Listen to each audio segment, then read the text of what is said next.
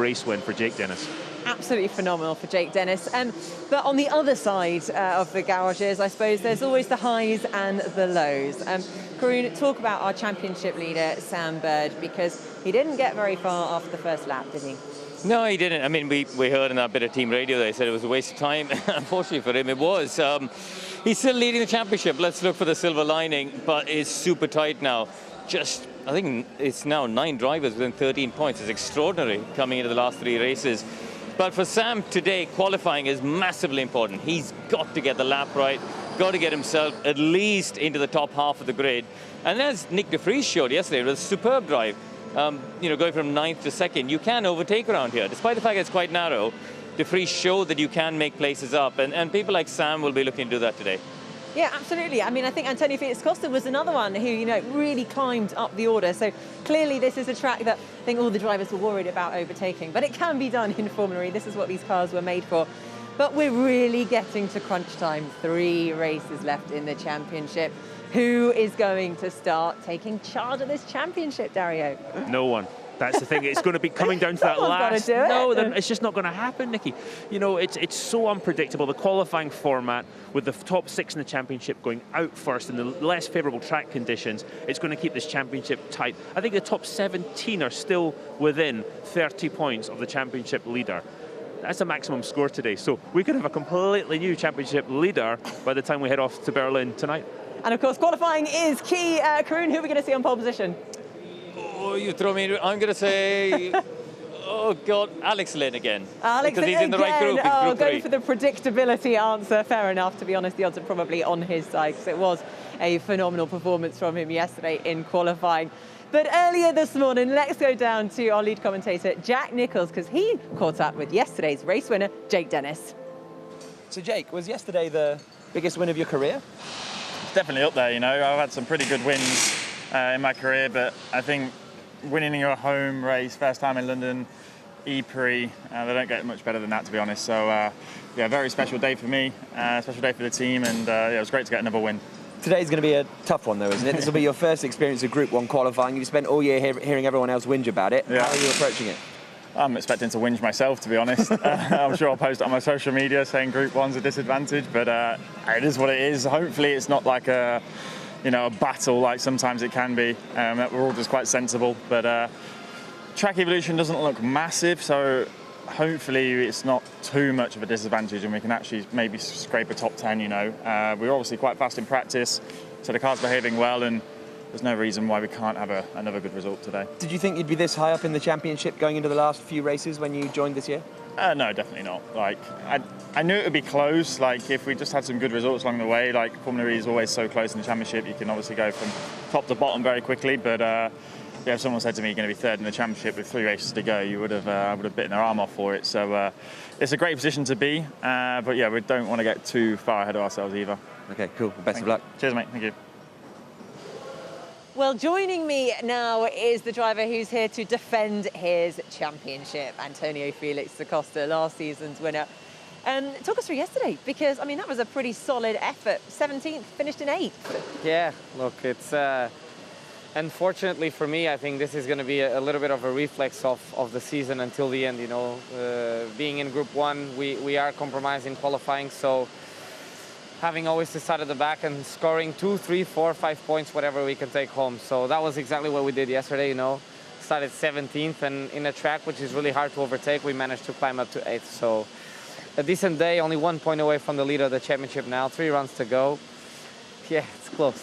You're right back in championship contention. It's so exciting, really. But the competition's hard. There's 4 points between the top 5 drivers in the championship. I know, it's not easy. It's crazy. Honestly, the guy, whoever's in, Mitch is 13th in the championship. If he does win today, he'll just take the lead, So it's crazy. I've never seen anything like this, Normally at this point, we should have maybe a fight between 2, 3 guys, 4 guys. And there's 13 of us who can actually win this thing, legitimately win this thing, so crazy. Well, if it can be done, you're the man to do it, I'm sure. So good luck, Antonio Felix Costa. Now, we absolutely love this indoor-outdoor track here at the XL Exhibition Centre in the heart of London. Here's Dario Franchitti with more. Welcome to London. No, your eyes are not deceiving you. We're indoors. about half of this 2.2 kilometre circuit here at the XL is indoors. We're going to go from inside to outside, from night to day, and possibly from dry to wet. Let's go to take a look at this circuit. And things get interesting immediately here at turn 1.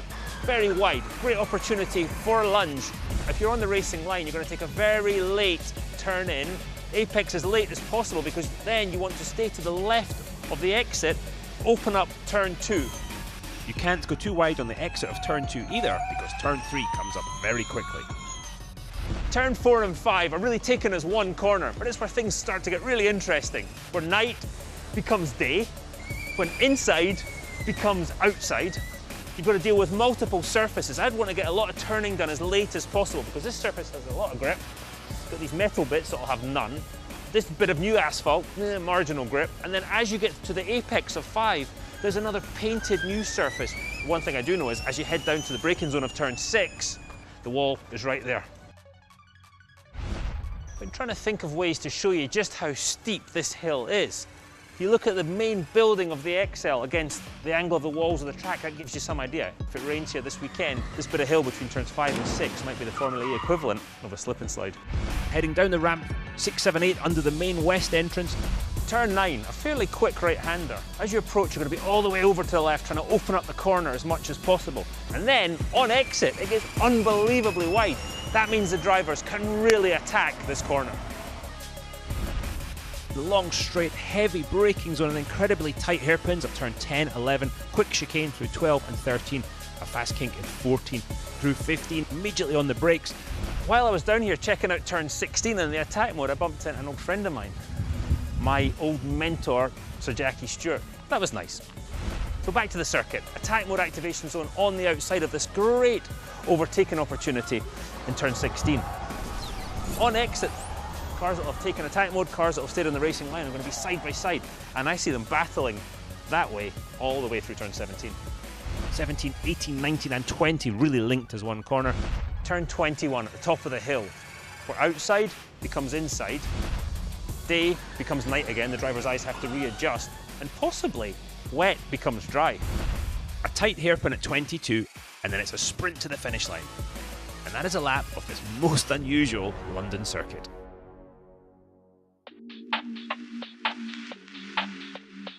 ABB FIA Formula E qualifying takes place just 3 hours before the race. The cars are split into 4 groups of 6 drivers based on championship order. Let's go. In this group qualifying session, each driver just gets 1 flying lap to set a time.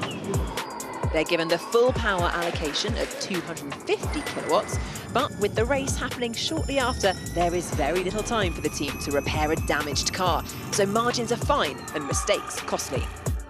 Oh yeah, That's a big one for Oliver Rowland. Drivers have to find the line between going as quick as possible, but not risk a crash and miss out on the race. The quickest driver in the group session gets 1 championship point, with the fastest 6 proceeding to the Super Pole shootout. But Antonio Felix da Costa will start from pole position.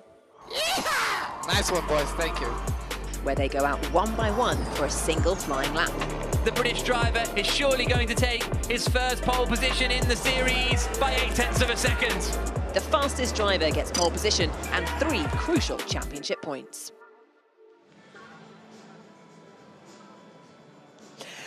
Okay, so it's time for qualifying, a crucial session in terms of the World Championship. So let's hand you over to our commentary team. 3-time IndyCar champ, Dario Franchitti, former F1 and Formula E driver, Karun Chandhook, and our very own Jack Nicholls.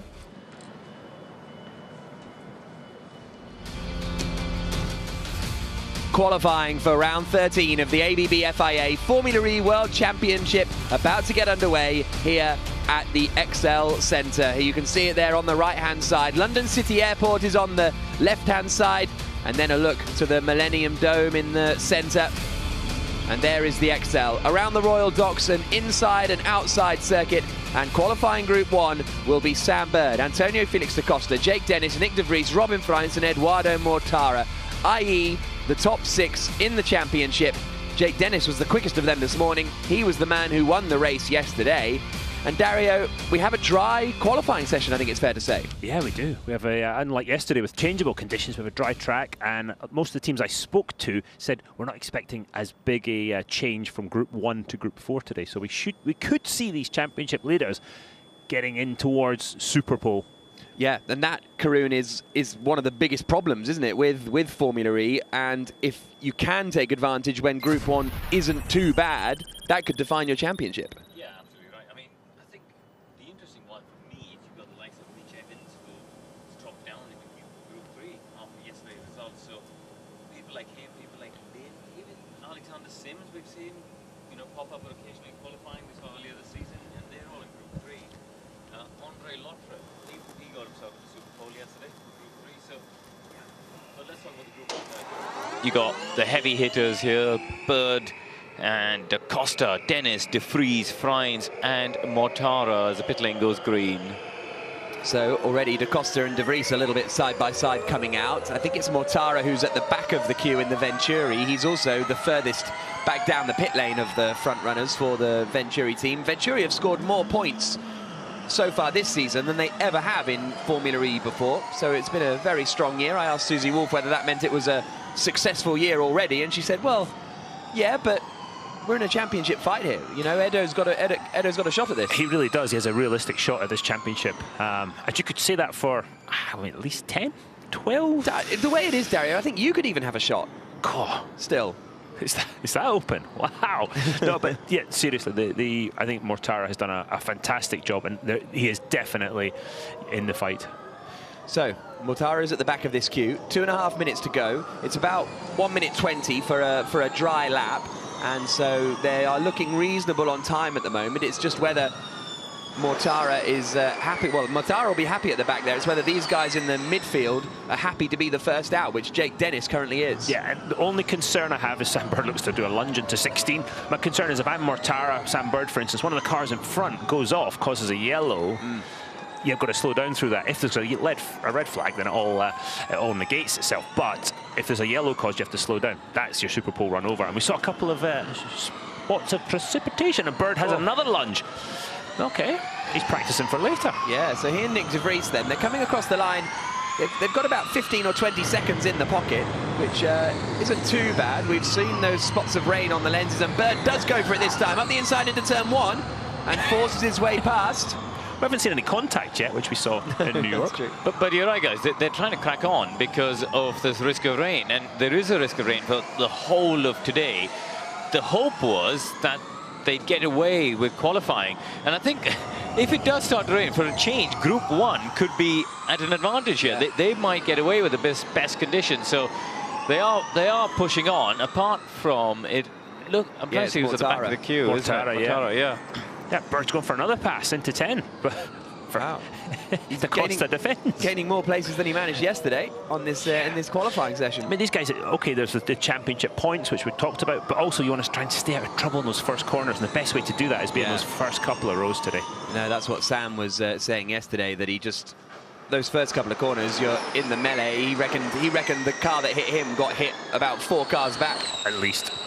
If I'm honest, there'll be a quite a nice twist, won't it, if these guys get the best track conditions for a change. I kind of feel they deserve it. They've had a lot of weekends of frustration in qualifying, and I'd quite like the fact for them to get away with it and then have a little sprinkling for Group 2. But anyway, Jack, we're about to kick off. See the purple lights on the halo coming on there. Jake Dennis, yesterday's winner, leading the queue around. I mean, he catapulted himself up the championship order now, isn't he?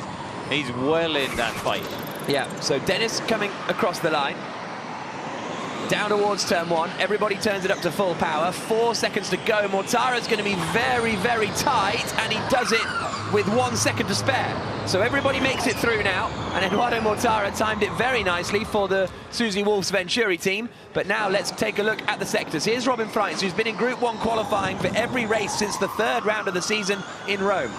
Through the first sector, and Freins is a little quicker than Dennis by 1/10 of a second, and 3/10 quicker than Antonio Felix da Costa. Not a good first sector for da Costa. Nick De Vries is the quickest of anyone in Sector 1. Freins locked up, coming into that hairpin there. That put him slightly offline to make the apex.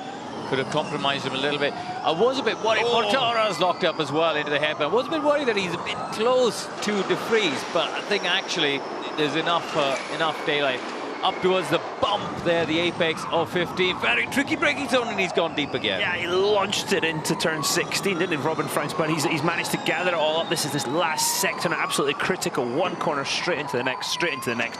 And you see this, the precipitation on the lens, but you've got to be committed through this, especially in qualifying. He's got one more corner to go through, 21 into the long hairpin of 22. Let's see where they all stack up, Jack. Dennis across the line at 21.0. Not that great a lap time. It's immediately beaten by Freins. Da Costa comes through. He goes slower than Jake Dennis, down in third place. Bird gets ahead of Da Costa. Then it's Nick De Vries who goes faster than Freins by a 1/10 of a second. And Eduardo Mortara slots into 4th position. So you have to say the two Dutchmen have done a good job there. De Vries and Freins 4/10 clear of the rest of the pack. So that could end up being a big bit of breathing space for other drivers to slot into. I think they've done a good job there, De Vries and Freins, despite that huge lockup from Freins at the hairpin. Yeah, not great. The start of the lap was not perfect, and exit of the last corner wasn't top either. Yeah, what is the gap? I saw the compression sort of. That's Mortara into turn 10. Look at his eyes through the clear visor. You watch the focus as and look where he's looking at the apex wall, trying not to hit it. You see the brake discs glowing in the middle of the wheels. I do wonder, Dario, with the risk of rain, do you think the drivers in the next groups will start trying to do their time lapse a lap earlier rather than doing the build-up warm-up lap? They definitely could. I mean, we do feel a bit disconnected in here, don't we? And the teams are the same. I would be running out to turn 21 at the moment and see what the weather's doing, because, yeah, I mean, look, that's... it's coming. And what they've said is it's sort of thunderstorm type weather. So if it starts to rain, it's not just going to be a little bit, it's going to be a deluge, isn't it? Well, here's a look at the results after the first 6 drivers have set their lap time. In Group 1 qualifying, you've got Nick De Vries and Robin Freins up at the top, 4/10 clear of Jake Dennis, Eduardo Mortara, Sam Bird and Antonio Felix Da Costa. But that big 4/10 of a second gap between Freins and Dennis is one that could see them clear of their title rivals. So, 6 drivers down, 18 drivers still to come. Those are the drivers that will be out in qualifying Group 2 in a moment.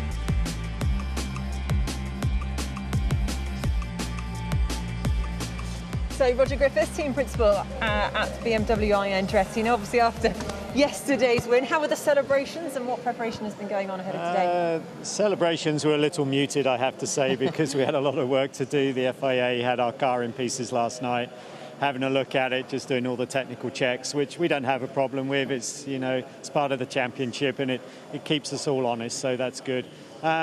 You know, this morning, I think Jake was confident again. I mean, I think we ended up second fastest, so happy there. Just done his qualifying lap.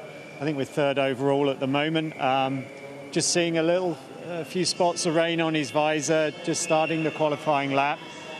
So we're out there practicing our rain dance now and hoping that a bit more rain comes and we can try and maintain our position, but obviously a lot of quick guys in the groups to come, so let's see what we can do. And obviously we have another shot with Max as well going in Group 3, so let's see what we get. All right, well, let's take a look how the cars get on in Group 2. Thanks very much. Thank you. Well, they're all rushing out, aren't they? As Roger Griffiths alluded to there, they think there's a bit more rain coming and everybody all of a sudden is desperate to get out on circuit as soon as the pit lane opens. And the tyre pressures will have been set to do a preparation lap and then the qualifying lap, out preparation qualifying lap. I think there might have been some quick changes of tyre pressures. Go, right, just go, as Karun said. Let's get out there, let's get this lap done before the rain comes. Now, that lap from Nick De Vries was a 1:20.5. The quickest lap time we've seen this weekend was Lucas Di Grassi in free practice this morning, a 1:20.001. So that was a reasonable lap time from Nick De Vries in the first part of qualifying. Quite often it's the final practice session that ends up being the quickest lap of the weekend, but we'll all keep an eye on the rain. There's a bridge that you have to cross to come into the paddock here, and one of our floor managers was like, all the engineers, they love going and watching at turn 22. What's so special about that corner? It's like, and I said, oh, I have no idea really, and then they said, oh, do you think it's just so they can see outside? Yes, look at that, and again. Look at that, Jack. There's your precipitation on the lens at the bit that and John Vern's car, the bit that Lucas Di Grassi will probably break some point this afternoon. Well, somebody described being in here like being in a casino, because you have no idea what time of the day, what's going on outside. Yeah, Cassidy's gone. Yeah. So Nick Cassidy has gone full power straight away. They are Envision Virgin at casino style, rolling the dice and hoping that the rain's going to get heavier and heavier. So here comes the New Zealander throwing it down into the chicane. And it was crucial for him to do that because he was at the head of the queue. None of the others could have really risked on that because they would have been caught. They would have caught someone in front of them. So good move there by Cassidy. So Cassidy on his full power lap.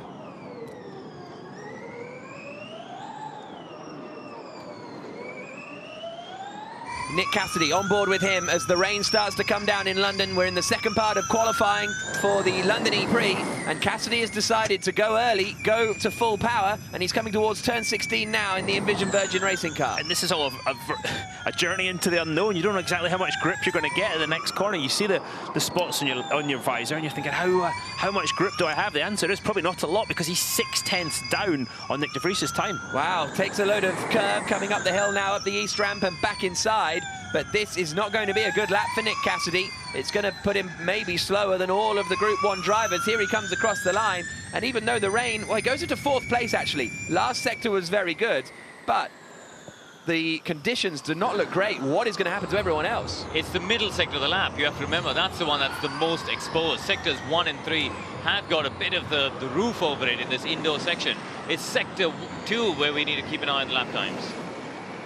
2 Audis coming through. De Grassi, then Rast, then it is Pascal Wehrlein coming down towards turn 1 in this white and black Porsche, followed by Stoffel van Dorn in the Mercedes EQ down towards turn 1. And De Vries is the lap time to beat at the moment. And you'll be trying to gain every bit of advantage you can in those dry parts of the track that Karun was talking about. This is the part of the circuit where it's, again, fully exposed, turn 9. Braking in a second for turn 10. Heavy, bumpy braking zone. De Grassi, quickest of anybody. Jean-Eric Verne at these drivers are all okay. Oh, big first sector for Stoffel van Dorn. 3/10 up on his teammate Nick de Vries. Everybody else is there or thereabouts with de Vries. Van Dorn is 3/10 quicker, so maybe Cassidy going early has meant he wasn't in the right zone, and that was the issue. I think the rain, though, is at the east side of the track, and that's where they are right now, the east side of the XL. I think there's more rain. Oh, look at René Rast just dancing the back and front of the car, locking up one end, then the other. You're absolutely right. 16. They're all losing half a second in the middle sector compared to Nick de Vries. Van Dorn has lost all of that advantage pretty much. Here comes Jean-Eric Verne now, through the final corner in the black and gold DS Techeetah.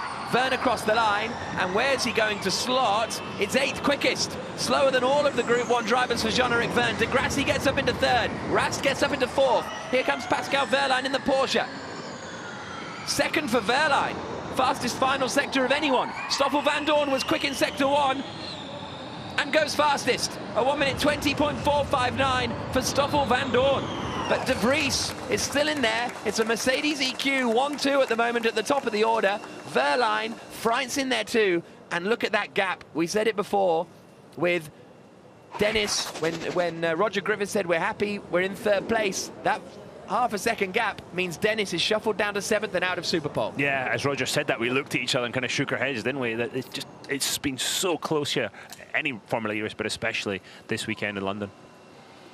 It's an awful feeling when you're in that early group, because you've done your lap time and you can't do anything else. You're literally powerless to stop other people getting out. You're just sitting there staring at the times and hoping that the other people make a mistake somewhere on the lap. It's an awful feeling. So we are getting ready now for the second batch of the 3rd group of cars, I should say, because this is where we are after the first 12.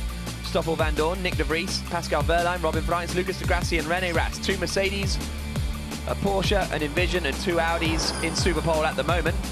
Dennis missing out, Cassidy missing out.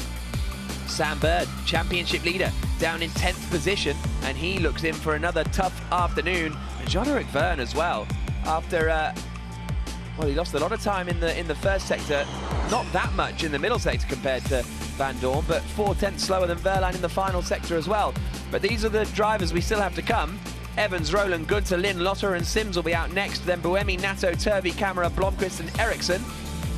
And what is the precipitation, as you like to call it, doing? That's the big question, Dario. Sounds a bit I sound slightly smarter than I am. You sound really smart when you say like precipitation. Precipitation, yeah. Don't ask me to spell it. Right, there's Max Günther.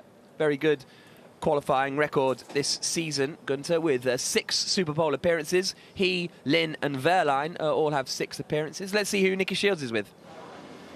I'm down here with Ian James for Mercedes EQ team, who did just say he would do a rain dance. I knew as soon as I said that, I knew exactly that you're going to use that against me. But yeah, I might get the whole team to start doing it. Is that bad sportsmanship? I'm not sure. Absolutely not. I think the fact that yesterday the weather gods played into some people's hands yesterday and against others, you know, what can you do? But phenomenal performance there from both your drivers, P1 and P2 at the moment. No, absolutely. I think, again, it just goes to reiterate what we said yesterday, the fact that we have found our pace here this weekend and we need to capitalise on that. So we're excited for the race. So what's changed since New York City? What have you found?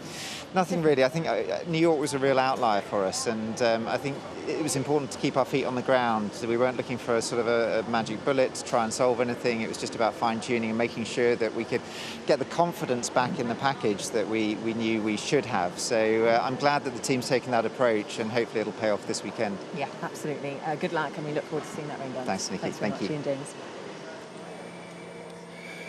Well, Mercedes looking in a very strong position at the moment, aren't they? No doubt that Ian James will be satisfied with that. There's Oliver Rowland waiting to go out. Yeah, home race from Barnsley, as you like to say, Jack. Well, he is. It's just a fact. Yeah, it is a fact. That's absolutely right. It's like, what's his name from Palmerston North? Oh, Brendan Hartley. Brendan Hartley, yeah. Very true. You get to learn all these... it's geography lessons. Geography by Jack Nicholls. Yeah, exactly. Where's Dario from? Oh, well, I never commentated on him. He was before my time. He was... Chennai. Karun Chandok from Chennai. You've been there. Yeah. Right, qualifying Group 3. Look at Mitch Evans from Auckland, New Zealand. Oliver Rowland from Barnsley. Max Günther from Oberstdorf. Alex Lynn from Essex. Sims from London. Lotterer from Duisburg. Well, Germany. Done. There you go. These guys they're all sitting in the garage waiting for the group as it happens. You know, the timetable's the same every week, and they're just thinking, come on, let's go, come on, hurry, start a session, we got to go. Look at the gaps though, guys. There's a massive gap here behind Sims. Yeah, the other side of the Mahindra garage with Alex Lynn clearly think it's not going to rain. Well, that man there in the Jaguar, Mitch Evans, they think, yeah, a good chance it's going to rain, so we're going to head out quickly. This goes through turn 10. But he's a long way down behind Alex Sims. I know he's about 13 seconds behind. Oh, big lock up for Lynn in the background on the outlap, so he's clearly getting a bit of temperature into those brakes. He's probably trying to get temperature in the tyre, isn't he? Trying to get the carcass warm and just get everything as warm as possible. Again, there's no rain on the lens at the moment. No, some of the drivers are being told on the radio that the rain has stopped outside, apparently. These guys are thinking, whew, thank you. Yeah. But these white lines, they are like ice. They're not FIA paint with grip in it. They're just normal road paint, and it's very slippery. Anybody's ever fallen off their bicycle hitting that, don't know how slippery they are. So nobody's gone for it in this group. So these guys are all doing a build lap as well to get a bit more temperature into the brakes and tyres before they do their quick laps. Jack, you were saying to me yesterday that Group 3 across this season, historically, this is the one where the most number of drivers have got to Super Pole, isn't it? Yeah. And I think, and there's some heavy hitters in this group actually. Now you know we're talking about even Rowland over one lap could drag a lap out. You got the two Mahindras, Günther we've seen do some good qualifyings, and obviously now we've got Mitch Evans in this group as well. So there's some very good qualifiers in here. I think what you have with Group 3 is that the track conditions are getting better and better. But then when you get to Group 4, it is the two Dragons and the two Neos that are the two slowest cars on the grid. So that's 4 of them out of the mix already.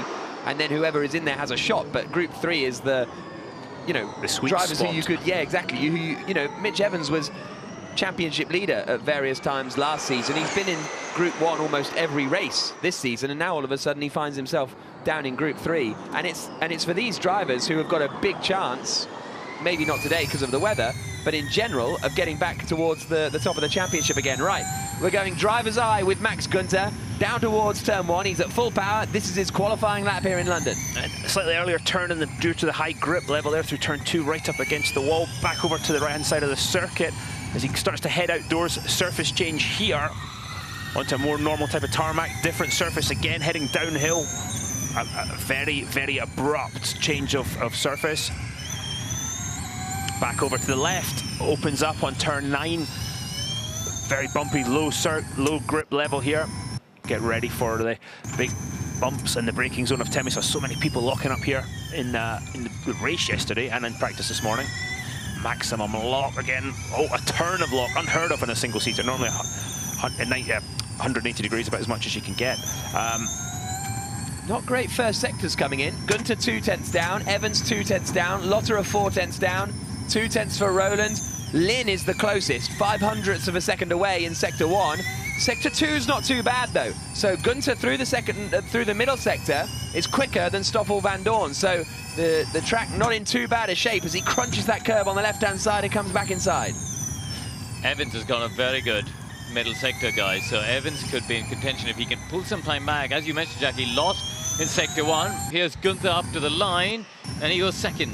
Wow, and a very good middle sector for Alex Lynn. He's 2/10 up on everybody else. Took pole position yesterday. There's Lotterer, there's Alexander Sims. Lotterer only goes 8th quickest. Sims in the Mahindra goes 11th quickest. Now it's Mitch Evans in the Jaguar out of the final corner. Can he get into the top 6? He goes fastest. A 1 minute 20.321. Oliver Rowland has done some stunning qualifying laps so far this season. This one cuts the timing beam and goes 3rd. Puts him provisionally in Superpole, and Lynn does go fastest. 2/1000ths quicker than Mitch Evans.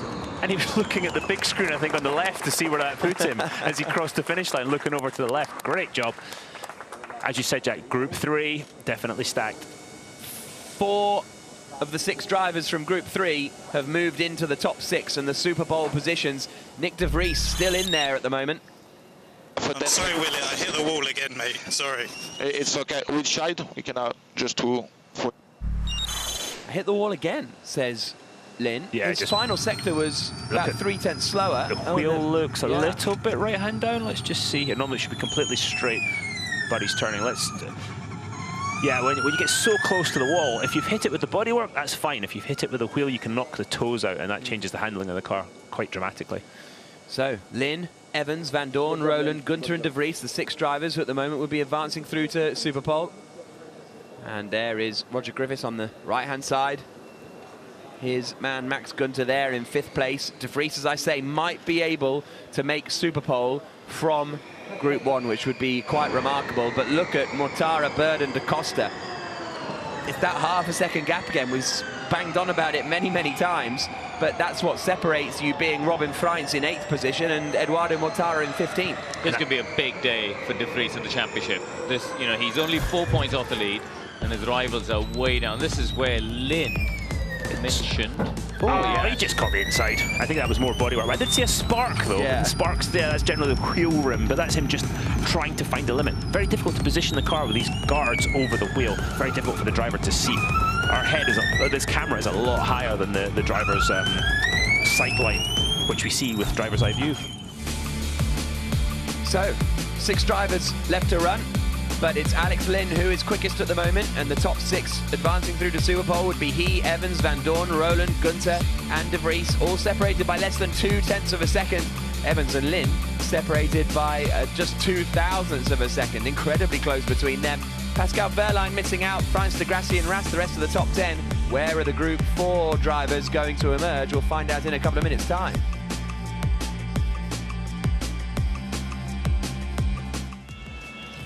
So team principal for Mahindra Racing, Dilbag Gill. Obviously we saw a phenomenal pole position from Alex, and he's put himself in a brilliant position again today. Could it be 2 pole positions for the British racing driver? Well, I hope so. He's so far tracking towards that. He's the fastest in group quali. There's still the 4th group to come out, but the track conditions are improving, so I'm expecting a considerable amount of improvement in group 4. And then, yeah, we had a little bit of a brush at the wall, and so let's see how it happens in Superpole, yeah. Always on the limit, it's good to see. Yes. How's he feeling just, you know, so he's mentally coming into this second race? Clearly he had a brilliant performance yesterday, but I know he did as much as he could, but obviously slightly disappointed that he didn't take the win. He came into this weekend with a very positive frame of mind. Right from shakedown, he sort of got the car out there, dialed in for the single lap. His pace I don't think has been in doubt at this weekend at all. It's on the race pace where we have to improve and give him a few more tools out there. And I think yesterday, yeah, if we had a few more tools in our car, he might have got a better position than where we finished. All right, well, let's find out if he will be going through to Super Pole. Thanks very much, Dilbag Girl. Thank you. So, well, Lynn is almost certainly through to Super Pole, you'd have to say. And his qualifying performance versus Alexander Sims has been quite remarkable. It's now 11-4 over the course of the season. 11-3 to... oh my goodness, 11-2 over the course of the season. Come on, Jackie. There we go. Maths with Jack, episode 12. Well, you're better 13. Could be episode 13 for You're better at geography than maths. Yeah, exactly. I can't be bothered to tell you where Norman Nato is from. No, actually, you know what? I can. It's nice. South France, isn't it? I can. Oh! No. Right, here's Sergio Sede Camera from Belo Horizonte, coming through the hairpin at turn 10. Same as Tony Kanaan. He has said on the radio that it's raining again. Oh, God. The British weather. It was looking so good yesterday. Beautiful sunshine, and then it rained. Was impressive yesterday. Always impressive in qualifying, Sede Camera. Oh, absolutely. He's also very exciting to watch, isn't he? I mean, you just don't know how the lap's going to pan out. He's a bit of a win or bust sort of qualifier. As a member of his team said, win it or bin it. Yeah. This is Oliver Turvey coming into turn 16. Through the right-hander. And then we'll see whether... Yeah, there are spots of rain, so is anyone going to go... But it's not too crazy. No. It's not, you know... Can drops be deceiving? Yes. Yeah, but that looked okay. I would say that's still okay. Let's see the rim. Is the rim okay? No, the rim's fine. It's got that white paint around the rim. The edge of the front is fine. Again, Formula E car, the aero is not important. The cars are designed specifically that there's not really any aero to worry about. No, he's fine with that. I say that sitting in the commentary booth. The wall's not, though. Precision. Mahindra car, tougher than a concrete wall.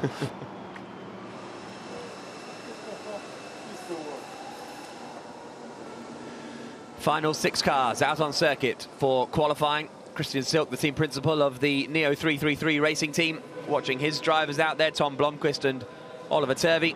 There is Sergio Sede Camera coming down towards turn 10, and he's at the front of this queue, and he and Sebastian Buemi, I guess, are the two drivers to really watch out for, though Nato made it through to Super Pole yesterday and started 6th on the grid. Yeah, Nato in the Venturi. Yeah, he do not discount that guy at all. He's been good in qualifying, struggled a bit, you know, rookie season, struggled a bit in the races. People in that tube have got a great view, haven't they? Look at that. Yeah. Past. Yeah. What's that called? DLR? No, the name of the station, Prince Regent Station, isn't it? Yeah. I know that because of track walk. You're good at geography. Yeah, I've never taken the DLR. Actually, I have once. I've never taken the DLR, says Darren Beckett. Right, here we go. Here's Norman Nato coming through the first few corners and emerging now out into the, not quite sunshine, but the cloud. Dropping down the hill. Outside, yeah. Look how nimble the car is in that indoor section with a high grip as we go on board now with Sergio Sede Camera. Watch how nimble the car is. Watch how quickly it changes direction, the speed it can carry through the corner. As he gets more towards the outside, the grip level goes down. As the surface changes and the car becomes less nimble, slides around a lot more. And the drivers have to adapt to that, as do the systems in the powertrain. Nato 2/10 down in the first sector. Through the chicane. We'll get his middle sector split in a moment. Sede Camera 1/10 down in the middle sector. Blomqvist a couple of tenths away. Middle sector for Nato is now 6/10 adrift. So will he be able to beat the Group 1 drivers? That's what all the Group 1 drivers will be looking at here, because if you are Eduardo Mortara or Sam Bird, you could be 16th at the end of this session, you could be 22nd, and that is a big, big difference. And also De Vries. The key is really De Vries. You know, he's the one on the bubble who could get knocked out here by one of these people. And if De Vries makes Super Pole, he's got a really good chance at being on pole position today. So Nato goes into 11th place then. Middle sector, the final sector was not too bad. Sede Camera's only 2/10 away after the first 2 sectors. He's got a bit of a shot at Super Pole. Buemi's middle sector is okay. Turvey's made a mistake somewhere because his middle sector is not good at all. Here comes Sergio Sede Camera, the Brazilian for the Dragon team. 9th. Not quite enough for Super Pole. Here's Tom Blomqvist, the British driver, right up towards the wall in the Neo on the exit. He goes into 13th. So your Birds and DeCostas and your Verns are getting shuffled back. Turvey takes the checker flag, 22nd. Buemi goes 11th. And Joel Eriksson, after a good first 2 sectors, goes up into 15th position. So Bird will start 21st on the grid. Mercedes. DeCosta 22nd, Vern 23rd. Mercedes EQ will be delighted with that. They've got both cars into Super Pole. Yeah, wow. Fascinating stuff. Lynn on on to Super Pole. Evans, Van Dorn, Roland, Gunter and De Vries with him then. And this is going to be a fascinator, and obviously the precipitation also in Super Pole could play a part. But Freins, I think, will be happy with 8th. Dennis, in the end, getting shuffled down to 17th. Tom Blomqvist, P14 in the Neo. Yeah. That's a good effort. He's been doing some good qualifying efforts, and a shout out to him. Here's Oliver Turvey, see what happened, what caused the problem. That would be the problem, catching the wall on the exit of turn 6, 7, and he's just going to catch the wall in 8. And you saw the jolt as the car hit it, and he's probably knocked the toes out, so as the team looks on, that's just trying to find the limit. Yeah. So that's the conclusion of group qualifying. And these are the 6 drivers who are going through to Super Pole. 4 of the 6 coming from Group 3. Van Dorn came from Group 2, and Nick De Vries came from Group 1, just about squeezing in. And he has got a real shot now of a good qualifying performance and taking control of this championship with just 2 races to go after today. Robin Freins will try and make some progress from 8th position. And then you've got, look at that, Sam Bird, Antonio Felix da Costa, Jean-Eric Verne, Eduardo Mortara, 20th down through 23rd. The 2 Diesta cheaters almost basically on the back row, and they're the team's championship leaders.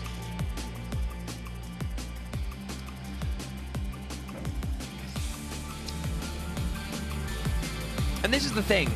This is what da Costa did so many times last year, Dario. Get into Super Pole, and then qualify first on pole position, and suddenly you've broken clear of the rest of the other people that you're fighting with at the top of the championship, and that's why suddenly da Costa was 50 points clear.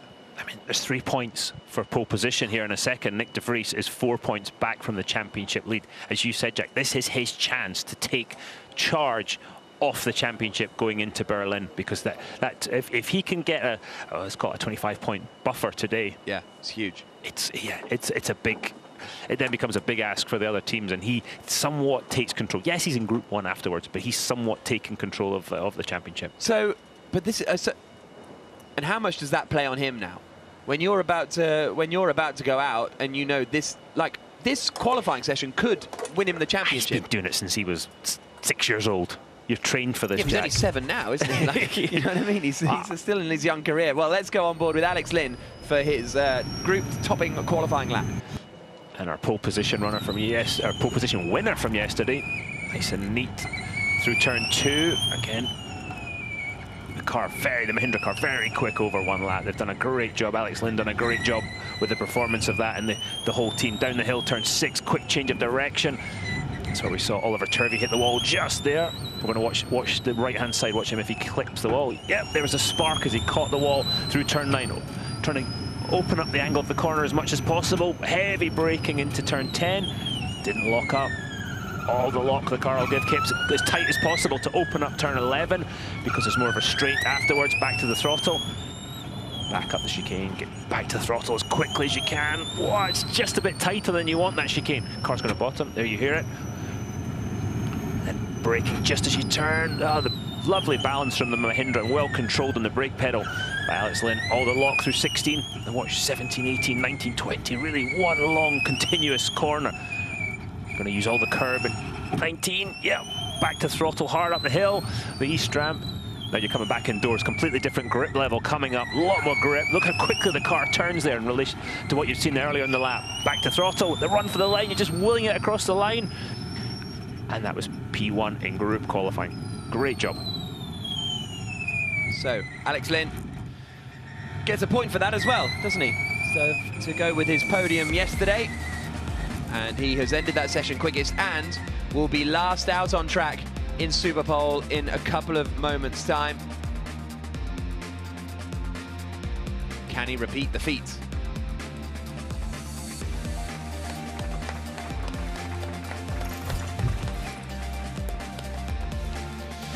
So we're about to get going with Super Pole here at the London E-Prix, the second race of the weekend. later on this afternoon. And Nick de Vries, Max Günther, Oliver Rowland, Stoffel van Dorn, Mitch Evans and Alex Lynn will be the 6 drivers about to take to the circuit. Oliver Rowland putting his helmet on, down in the pit lane.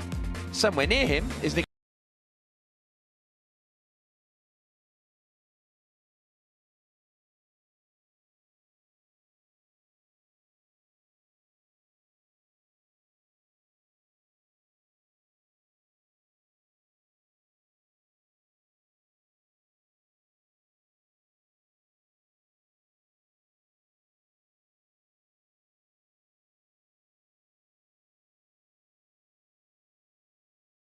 Can make a difference, so it's incredibly close for these guys here. Really unfortunate for Sam, a challenging kind of Group 1, yeah, just had a bit of a scrappy lap, but listen, he can come back strong. He's a racer and we know that. The key thing now, we hope for some stable conditions for Superpole, so we don't have some with a drier track and some with a wetter track, but let's see. Do you think it is possible for Sam Bird to finish in the points today? Listen, it's a tall order, but you saw, you saw some drivers making up good positions. Antonio made a lot of places yesterday to get into the points, so it's possible. But what we saw, especially the early laps yesterday, there can be contact, so you might get really held up, and that's the issue here. That the leaders can really stretch away potentially if there's a problem mid-pack. But listen, we take it as it comes, and we never give up. Well, let's find out how Mitch Evans gets on in Superpole. Thanks very much, James Barclay. Thanks, Nikki. Quite a lot of cars are under investigation here, as you would expect in Formula E. Günther, de Grassi, Rast, Freitz, de Vries and Mortara are under investigation for exceeding 120% of drivers' qualifying lap time in the in-lap. So basically Günther, de Grassi, Rast, Freitz, de Vries and Mortara are, it's being suggested, too slow on the in-lap. But if they've got to figure this out quickly, because otherwise other people are going to be in Superpole. Yeah. So this is not a thing they can take too long about making decisions. God, I hate to be a steward, wouldn't you? What a tough job. Were they all in the same group? No, they were all in different groups. I think I've never seen that come up as being under investigation. That ever. many. Ever? They're all spread around the grid. Wow. Yeah. The rule is there just so that they clear the track in time and start for the next session. As James Barclay has a little chat with Alejandro Agag, but interesting. Is it? Do you think maybe because it's sort of quite a low speed average over the track that you've almost got to go quicker than normal to be within that 100? I don't know. It's so weird that so many have fallen foul of that, and we hear it every time they come across the line. Right, good lap, 120%. Don't forget 120%. Was it rain? Because of the... I don't know. I don't. There wasn't raining enough. It's a very odd one. Anyway, Nick de Vries. Now, he doesn't get to do an out lap, a preparation lap, and a qualifying lap. He basically goes out full power and goes. And the tyres are out with their sweet spot. And you've got to compromise here, and you've got to really adapt to not only the weather conditions, but the change in handling of the car. This is only de Vries' 3rd Superpole appearance of the season. Qualified on pole position in Diriyah in the opening race of the year that he went on to win. Then 2nd on the grid in Valencia, before he had a 5-place grid drop, didn't he, in that for, I think, a collision in Rome. Oh yeah, that dive bomb at the end of the Rome E-Prix. Oh yeah. So he didn't actually start in 2nd, but he qualified 2nd. So this is his 1st Superpole appearance in 7 races. And by this point, you've got some idea of the grip level. You know what the grip was like on your qualifying lap. You're thinking, okay, tyres aren't quite in. Our tyres are, oh yeah, I'm where I need to be. Right, okay, brakes are working. Settle the controls, and then now you go take a different line, because you've really got to get off the corner as cleanly as possible, as Nick de Vries does beautifully. There's your timing line. And here we go then. The lap has started. Pick out your braking point for turn 1, Jack. Without wanting to be too hyperbolic, a potential championship deciding lap coming up here for Nick de Vries. Through 1, 2, 3, 4, 5. Now dropping down the hill. Looks a little rainy out there, doesn't it? The direction change of the Mercedes EQ is lovely there through turn 5, sorry, at the top of the hill. It came down very well. It's a nice first sector as well, 24.357 for de Vries. That is good, isn't it? You see all spots of rain. That's the last thing you want to see if you're Nick de Vries. But if you're the other Super Pole contenders sitting back in the pitch. You're thinking, okay, just... Well, maybe it's the first thing you want to see if you're Nick de Vries, because the rain... Oh, he caught the wall again. Do you see the spark? Whoa, spectacular stuff. De Vries through the middle sector now. Oh, more rain. More rain in 16. The good thing for these guys, the worst they can start is 6th. But they all want the pole position, and they want the 3 points that comes with it in a championship that is so close. Now he knows this bit's dry, so he can push a lot harder, and now he's going to get onto the very aggressive indoor surface. Right, here comes the benchmark pole time. Nick de Vries through the final turn. The Dutchman, a 1 minute 20.353. Not a bad lap, that. He was, Pascal Wehrlein was 7th quickest on a 1 minute 20.5. So it was quicker. It would have been enough to put him through to the Super Pole.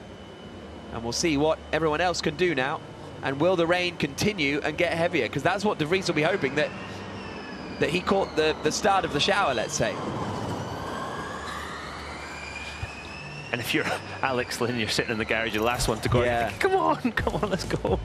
And here you're going to watch the left front of the car. Watch for the spark as he hits this orange part of the wall. Oof. Fantastic. Great. That's precision, isn't it? See Nick de Vries through turn 10. Look at him favouring the right side of the track to open up 11. So I think what they're hitting there is our onboard cameras on those sparks, because they're made of titanium and they're just on the outside of the sort of the bodywork. Because it's concrete. That is that edge of that block that's orange is concrete.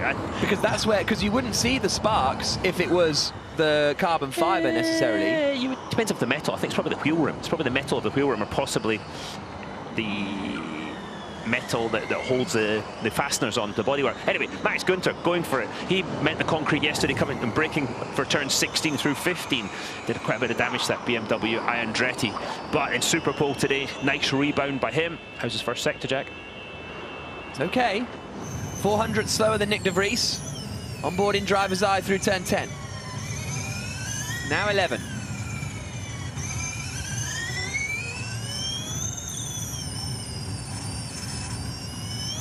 We'll get his middle sector split in a moment. All look neat and tidy. This is where he had the problem yesterday. It's the fastest middle sector. 200ths adrift now of de Vries. This is going to be very close between Günther and de Vries. Tested out of the wall today, as you say. This last sector was where de Vries was so good. Jumping the curb in 19, Max Günther. Comes back indoors at the east ramp.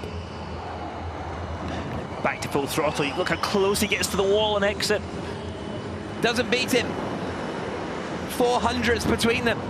And de Vries remains on provisional pole position for Mercedes EQ. And that's 1 position higher on the grid. That's 5th at worst now for de Vries.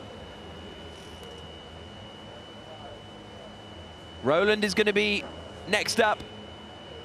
But Nick de Vries holding on to that provisional pole spot. Here's a look at Günther. All looked pretty solid, and only 400 slower than de Vries. Good lap. Yeah, very good lap, absolutely. Found the limit, and for him right now, for Max Günther, you don't want to go over the limit because he's done a bit of damage this year, and so he needs to have a good solid day, a good consistent day and it's easier said than done, especially in the first lap, but he needs to bring the car home. 2 wings on it, 4 wheels. 2 races ago in New York City. Yeah. You see, I was going to point out the camera bits, but I didn't realise too late. Oh, you mean the camera belt on the car? Yeah, on the car. Could be, yeah. You know the little bits that stick out on the I thought you meant the camera on the side of the track, Jack. Yeah. No. Sorry. No, because those sticky out bits are made of titanium. I hate to say it, but you are right again. Here comes Oliver Roland. Whoa, you see the rear of the car just moving, just on the edge of locking the rears. You hear the chirping of the tyres again on the edge of locking. All the systems and the Nissan trying to keep those wheel locks under control. Oh, bit of oversteer again. He's got a lot of rear brake in this car. This is some classic lively Roland. He's 600ths away from de Vries in sector 1. It's his home race. He's like, I want a pole position.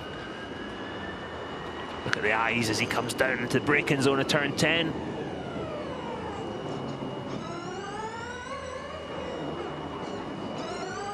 Good rotation through the middle of the corner. He wasn't waiting on the front of the car.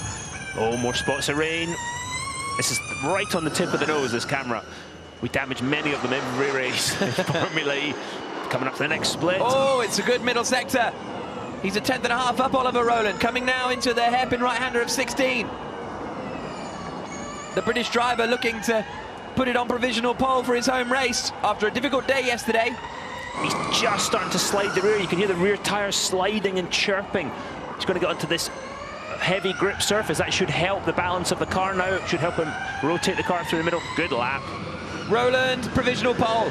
A 1 minute 20.222. Over a 10th quicker than Nick de Vries. And at worst, that'll be 4th on the grid for Rowland tomorrow. Qualified poorly yesterday, down in 21st place, I think it was. Excellent race, up to 10th position, only for both Nissan Edams to be disqualified for using more energy than allowed. But that was nice stuff from Rowland. Absolutely right. You see that, just that chirp as the rear just starts to lock. And that's the point you think, no! This is him up the hill, through the kink in 15. Watch the bumps. There's a bump right at the apex of 15, right as you go to the brakes where you don't want it. Super slow-mo into turn 10. Look at the eyes, there you go. The focus on the apex point. I think I said the race is tomorrow. Did you? I think so. It's later today, of course.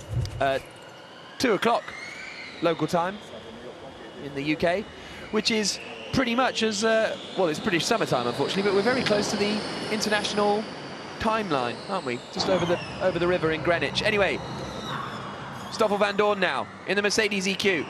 One Mercedes has fallen short of pole position. Can Vandoorne secure his 2nd pole of the season after taking it in Rome? Well, he was actually qualified on pole in Valencia as well, didn't he? It looks good so far, Jack. It was then disqualified. Yeah. Oh, yeah, wow. There you go. Oh, that looked strong through that first sector. And this is the camera Jack was talking about that keeps getting smashed off the side of the barriers at some of the tighter corners. So Vandoorne almost 3 tenths up in the first sector. I mean, this looks strong. It's just the car's rotating ever so well, putting the power down well. He's not having to wait. The car's not sliding out. There was a slide, a bit of oversteer, but so far, so good. He's 2.5 tenths up. What does the second split tell us? Oh, he's lost a bit of time. It's all bled away. Lost time in the middle sector. So now he's just 500ths up on Oliver Rowland.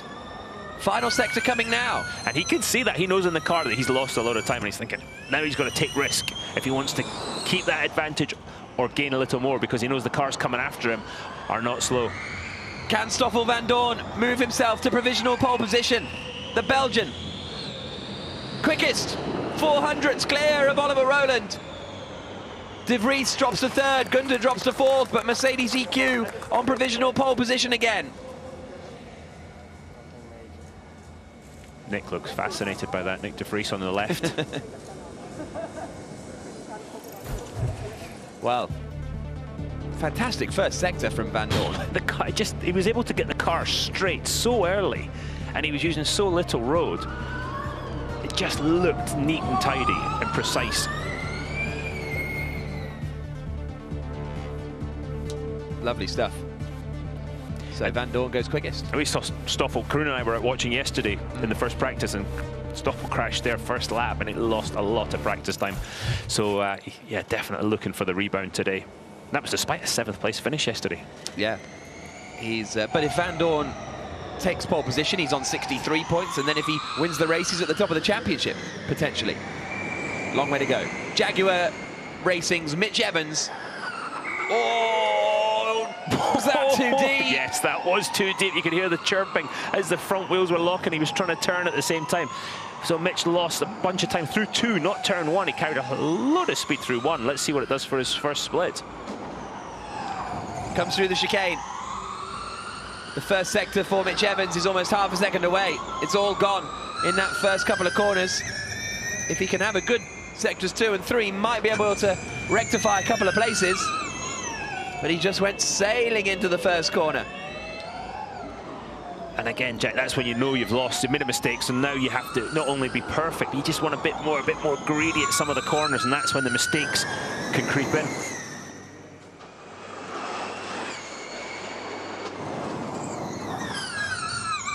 Onto the brakes into 16.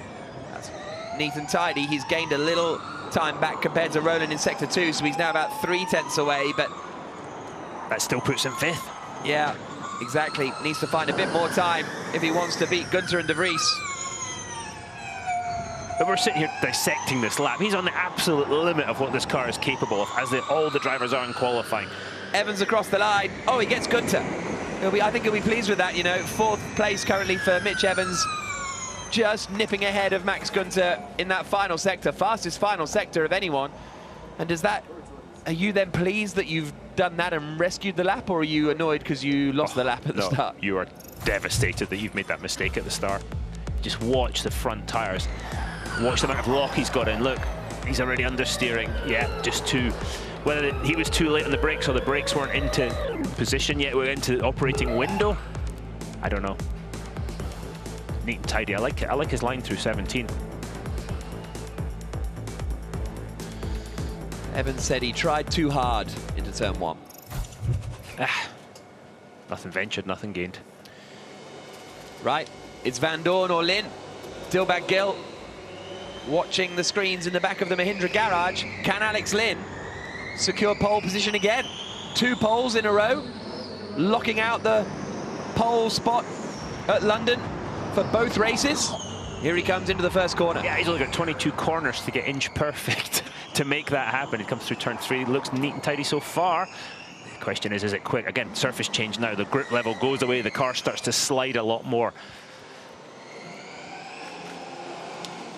Through the first sector comes Lynn now. It's a 10th away from Van Dorn, but Van Dorn, that's actually a good first sector. Even though it's a 10th slower than Van Dorn's first sector was miles quicker than anyone else, so he's still in the mix here, Alex Lynn. Yeah, all he was thinking there was braking zone of turn 10, braking point of turn 10. Now he's trying not to lose time through these hairpins, very slow corners, but you're in them for a long time. Through the quick flick, back to the throttle as soon as possible, because it's a long old run down to turn 16. Here he comes through the middle sector. Where's he going to be compared to Van Dorn? He's closed the gap. He's still slower than Van Dorn a little, but only by 100. A shallow line into turn 16. He doesn't take the wide curving line in there. You obviously think that's the best way. A bit of chirp from the front tyres. Oh, he got so close to the wall in 19. Lynn is putting everything out there. Is he going to be able to secure his 2nd pole position here in London? Is it going to be pole dominance for Lynn? No, it's 3rd. 600ths away, less than a 10th of a second between the top 3 drivers, but Mercedes EQ and Stoffel Van Dorn will start on pole position for the London E-Prix.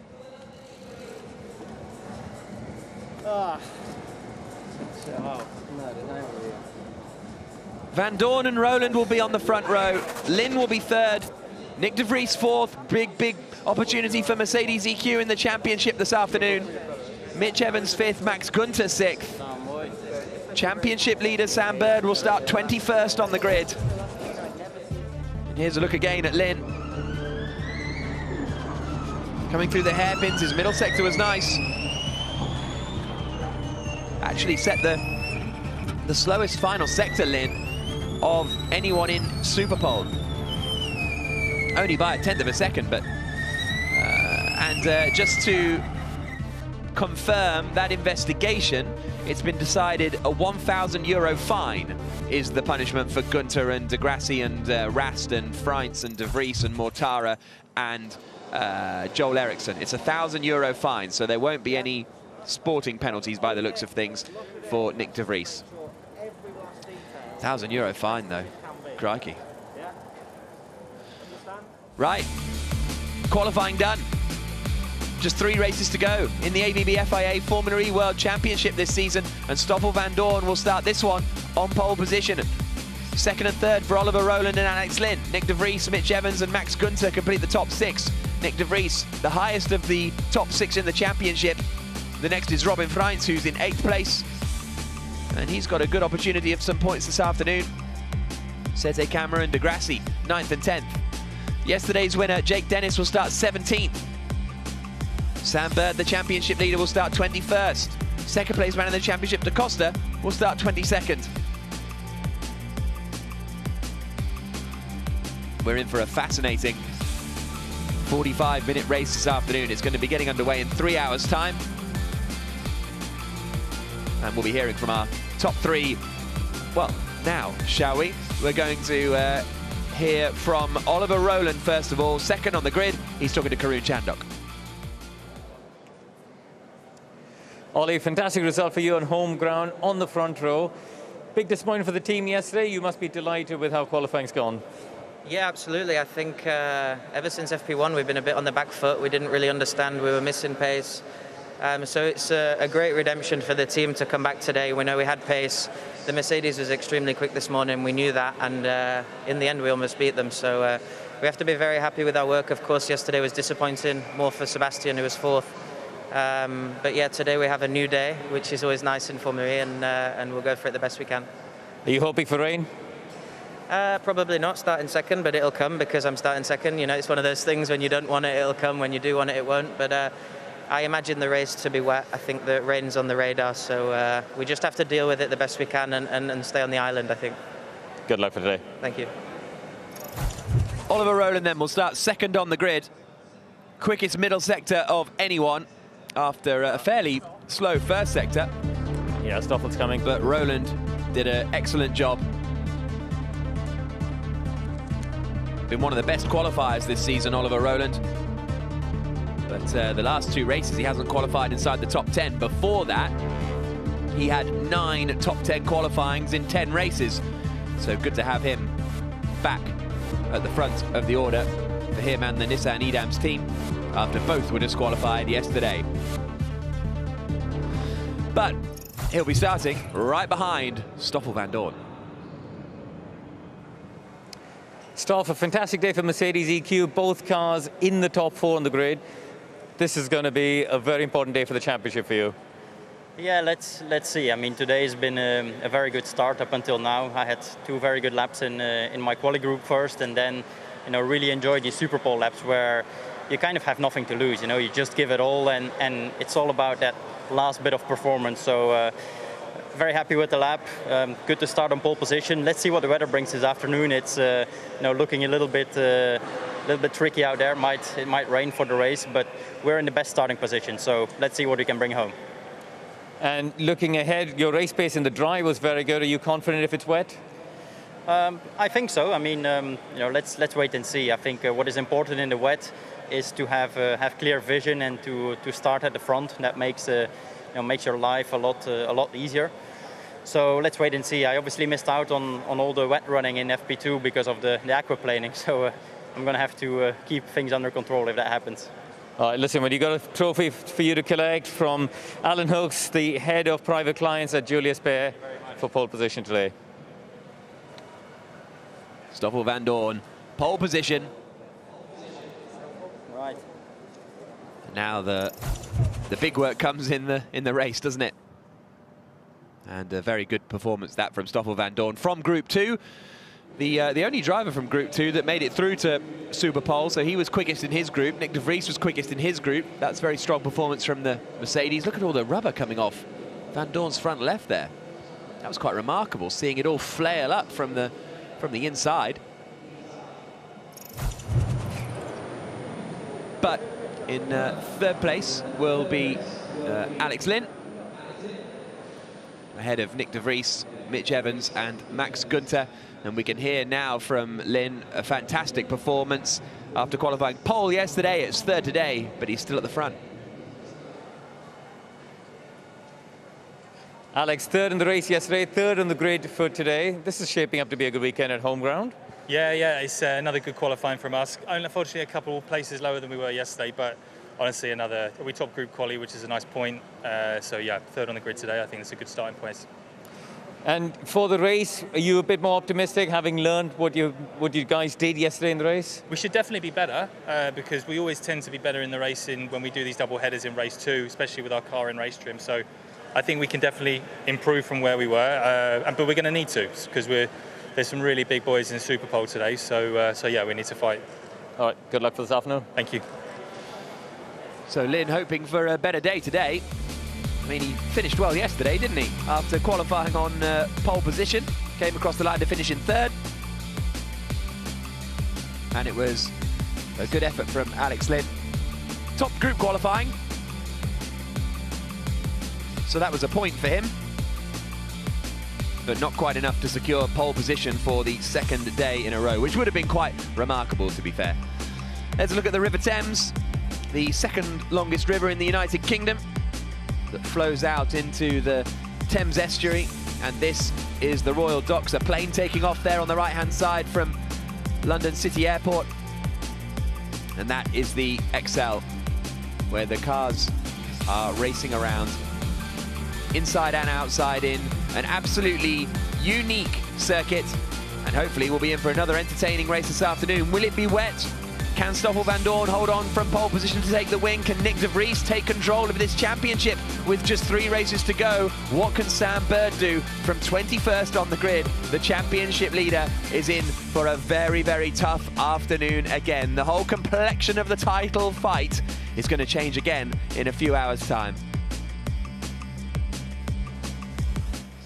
Well, what a turnaround for Mercedes EQ after a pointless racing in New York City to turn things around and now get a pole position with Stoffel van Dorn. I mean, did you see that coming, Dario? If you look at my notes, it actually says Mercedes fight back. Oh, he did predict it. I did predict well it. And I said Mercedes fight back, Mitch Evans fight back after what happened to him in New York. Mercedes just, yeah, they're too good a team to just struggle for that long. And today, what a fight back. I mean, absolutely. Nick de Vries right up there, Stoffel van Dorn on pole. Nick de Vries, this is his opportunity to take control of the championship and just give him a buffer going into Berlin. Good chance he's going to be in Group 1 anyway. You might as well have a lovely big points advantage. So, and obviously that's what they're going to try and do. The weather's an unknown today in the race too. Will it rain? Well, this is the thing. You look around at the big championship contenders and they're at the back of the grid. You know, Sam Bird, he's starting from P21. Now, obviously, Group 1 is always tricky and we always know that it's going to be a tough qualifying session. But, you know, how is he going to be feeling knowing that once again he's right down the back? I mean, can you score points from P21? This is a key point today for Sam Bird, for his championship, but just his mental state. He's got to be like, okay, I've got to recover today. I've got to just, you know, yesterday he was out by turn 5, it was all over.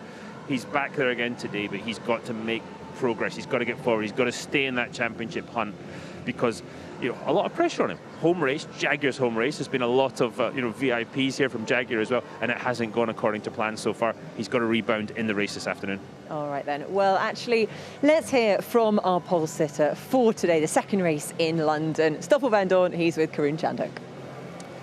Stoffel, fantastic qualifying. You must be delighted after the run of luck you've had recently to start on the front row. Yeah, very happy with another pole position. Yeah, it's been a little while since I've had one actually, but yeah, it was very good laps in the group qualifying first to you know, to top my group and then get myself into Super Pole. And then Super Pole is really all about just giving it everything. Nothing to lose. You're guaranteed of a top 6 position. So it's all about extracting that last little bit out of the car. So just went in open-minded, gave it everything, and it was good enough for pole. So yeah, really happy with the starting position. So let's see what we can bring home in the race. Nick showed yesterday the car's got great race pace. You should be optimistic with that going into the afternoon, even if it does rain, I imagine.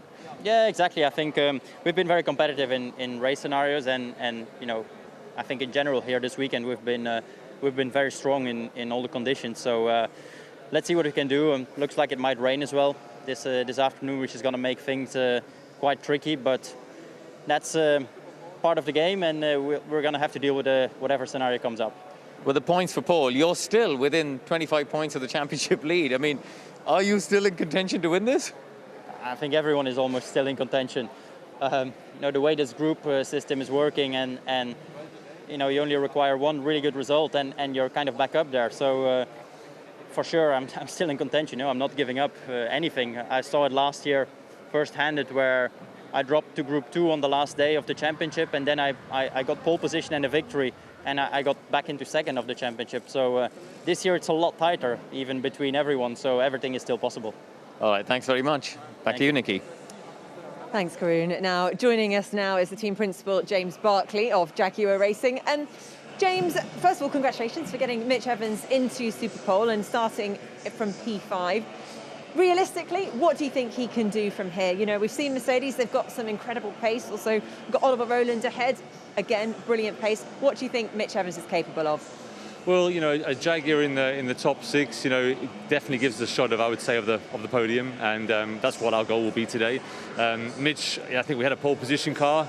We're just saying to Dario, we saw how strong Stoffer one is in sector 1, so we kind of probably over pushed slightly in that sector.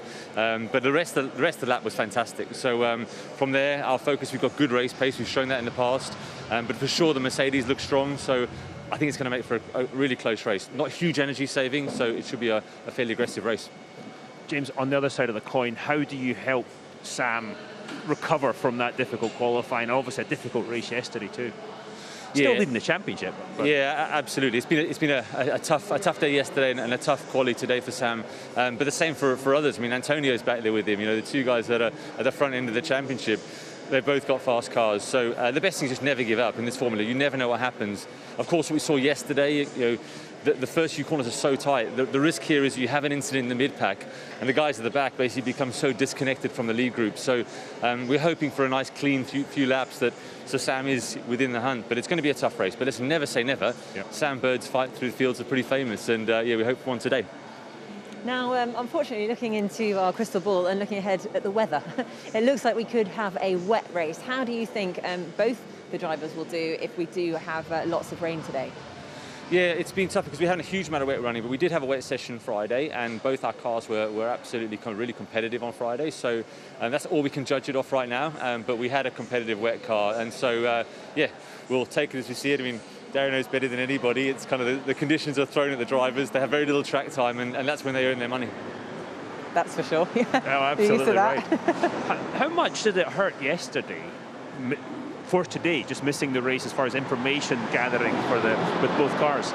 Well, that's the reason why really we ran Mitch for the race yesterday. Even though we came in to replace the nose, we were never going to score points from there really, unless there was some kind of miraculous thing that happened. And partly that was exactly the reason, just to get data, get information, see how the tyre degradation is, and we learned that from Mitch. There was no point doing that with Sam as well, you know, because we could learn that from the one car, and Sam's car was still being repaired. So, yeah, that's why we ran that yesterday. We've got some good intel from Mitch's race yesterday, and we had good race pace. I mean, he set the fastest lap, so that's what we'll have to use for today. But for Sam, yeah, it's going to be an unknown. We saw it a bit with Mitch in New York. If you haven't run the race, how the tyre degrades, what that means for the balance.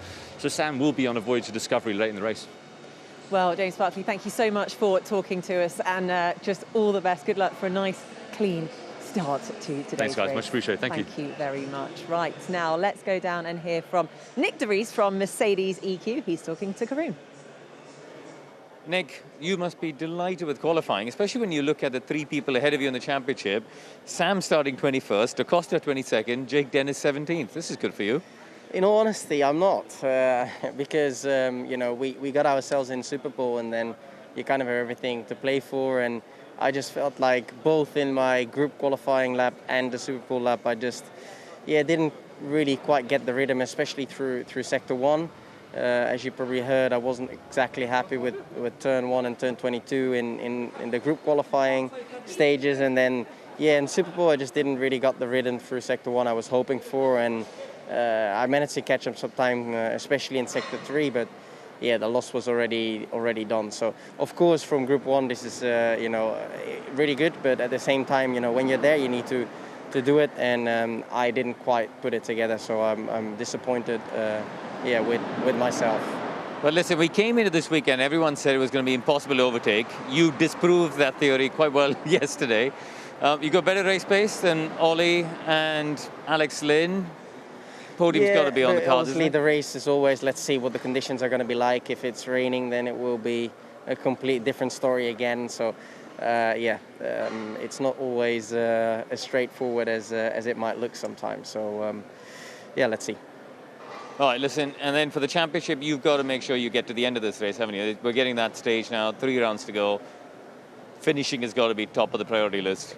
Finishing and preferably in top 10 to get some points. But I think with regards to the championship, it's completely unknown. I mean, it's unpredictable to really know who is going to hit what. So we'll just have to take it day by day and try to execute the best we can.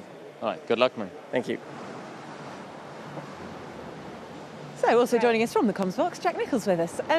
Jack, we've spoken about Stoffel van Dorn, but alongside him, Oliver Rowland. I mean, he's had, I think, more top 10 qualifying positions than anybody else. He really is a phenomenal qualifier, isn't he? Yeah, and he hadn't done very well in the last 2 races, actually. He had qualified outside of the top 10. Before that, he was in the top 10 9 of the 10 times. So he's still looking for that first win of the season. We're still looking to see the race pace, really, from Nissan, because so often Rowland qualifies it near the front, but then doesn't manage to piece it all together. So he's got a big opportunity. Obviously, Alex Lynn has a big opportunity, and they're all going to try and score the points that will put them into Group 1 for Berlin. And being in Group 1 in Berlin is not going to be easy. No, absolutely. But Alex Lynn, in the course of, actually it was after the race, wasn't it? He was saying, look, guys, a P3 was the best result I could really get. I just didn't quite feel like I had the same pace to match his competitors. Yeah, if you watch the car, the Mahindra is very good over 1 lap. There's no doubt about that. I think he's has the best qualifying average of anybody now. But in race pace, the rear tyres get burned off the car quite a bit, I think, and that seems to hurt them. So he felt if he fought with Nick de Vries when Nick de Vries came past him, he could have fought a bit harder, but that would have brought Bremy into the battle, and he probably would have finished 4th. By doing what he did, he knew he would get 3rd. He wasn't holding Nick de Vries up. So a very pragmatic move to make, difficult move to make for a driver. Sometimes it's just best to stay on the safe side. Although someone who probably wouldn't do that is Antonio da Costa, always racing on the edge, our reigning champ. Antonio, great to see you. Yeah, I will shout if you can hear me. Tough day though, obviously, you know, Group 1, it's brilliant that you're second in the championship, but you're going to be starting from towards the back of the grid. What can you do? Yeah, look, to be honest, we just didn't do a good job today in free practice. It's a long story, but basically we just try to look ahead too much to the race, and we didn't prepare ourselves properly for qualifying. And when it's close like that, you know, a couple of tenths, they really hit you hard. So we're paying the price for that. So even though after all these years of experience we made a mistake, but it's fine that we can all own it with no problems, no blame game going on. And yeah, we take it in the chin. You know, hopefully now we pray for a lot of rain, a lot of chaos. And if not, we'll hopefully pray to be in Group 2 in Berlin. Not too far from the leaders, and yeah. So what? So did you think, oh, we'll be starting at the back, whatever happens, because it's Group 1, so we'll work on race pace? Or? No, not at all. We honestly believe like Group 1 today might have not been too bad, and we saw the weather coming in, and so you always have to prepare qualifying properly, but yeah, we just didn't do a good job, and you know, I went into qualifying not having enough confidence on what to do, and you pay a big price here. Tell me, we talk about the weather. If it rains, what can we expect this afternoon? What can you expect? I don't know, man. Like, honestly, I don't know. I expect chaos, and you know, I'm hoping that we have some speed. The wet free practice the other day, we were not too bad. We haven't been super strong this year since the new car arrived on very low grip surfaces. We can see that in the dry or in the wet, but we've done a lot of work and we felt a little bit better in that free practice. So hopefully we have a good enough car and then take advantage of other people's mistakes and go forwards. Now, we saw yesterday, you know, an hour before the race, as it's always announced, the attack mode set up. Do you think we're going to see the same thing again, 2 times 8 minutes in the race? I don't know. You know, that was a big topic in the race yesterday, because not only we had double the time that we normally do in 2 goes, so that was very hard on tires. But I think if they want to shuffle things up a bit, we should have just more goes instead of having 2 activations, have more activations, because that's where the strategy difference can be made. You know, the more often you have to go there. So hopefully they play another kind of gamble today that we have to you know, adapt to. So we'll see. So, is this the first time you've raced outdoors as well? Probably some rental go-karts somewhere, but on an FIA World Championship, yes. Yeah. And tell us some of the challenges. Look, I try to run a dark visor to start with in the weekend. Is that because you look cool? It was very dark out. It was very light when the sun was on Friday, but then in here was a bit weird. So I just committed to the clear visor, and I see a lot of the other guys did the same thing. And the contrast is not as bad as Monaco tunnel, like in and out, because you kind of get fed in slowly into the indoor part, so it's not too bad. But yesterday, just before the start of the race, they turned the lights off, then back on, and that for your vision, it's a little bit... So I was just staring at the bright lights to try and activate again my vision, try all these crazy techniques, but same for everyone. We'll do. Formula E does everything it can to put the drivers off. I love it. Yeah, exactly. Well, driving is the easiest as possible. Brilliant. Well, Antonio, all Thanks, the best guys. for today. Thank you very much. Well, there we go. Do join us at 2 p.m. for the second race here at the London Docklands as we go racing once again. We're back in London. This is the world's first indoor-outdoor race circuit, XL.